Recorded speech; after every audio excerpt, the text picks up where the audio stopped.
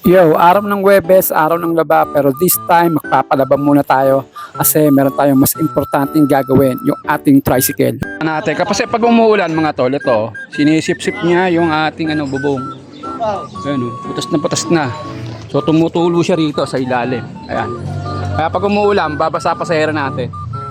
So ayusin natin to ngayon. Let's go. Tapos ito pa yung ating isang problema na kapag umuulan, siyempre umuulan, nababasa yan. So pag upo ko dyan, yung short ko, basang-basa para akong umihi. So babalutan din natin ito mamaya. At bumili na nga tayo ng mga materyales na gagamitin natin dito sa ating bubong. So tara, simulan na natin. Let's go! Sige na pa, payat.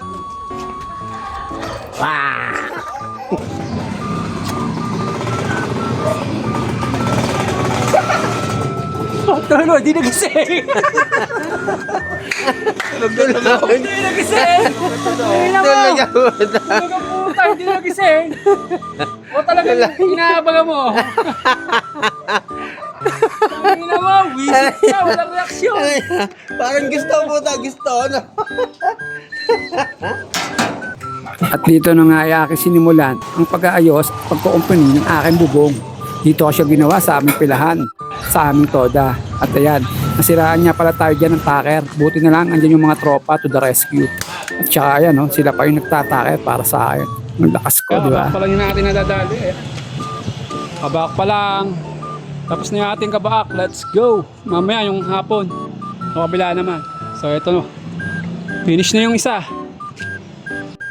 Pagkatapos namin gawin yung kabak na bubong, nagpahinga muna ako at umuwi sa bahay para kumain ng pananghalian. At pagkatapos niyan, ay babakbak ulit tayo. 2:00 na ng hapon nang tayo lumabas.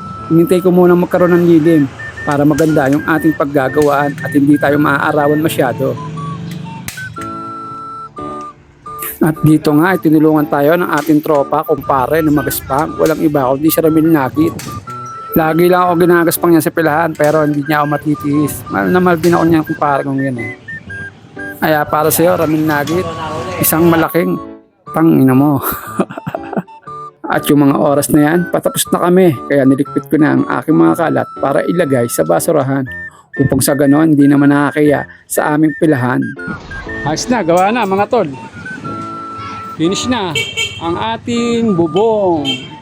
Upuan na lang ang ating kulang. At pagkatapos ng bubong, yung upuan naman ang ating ipinaayos. Maraming salamat sa tricycle kong ito dahil ito ang laging nagbibigay sa amin ng pagkain sa aming hapagkainan. Hanggang sa muli. Pow pow pow!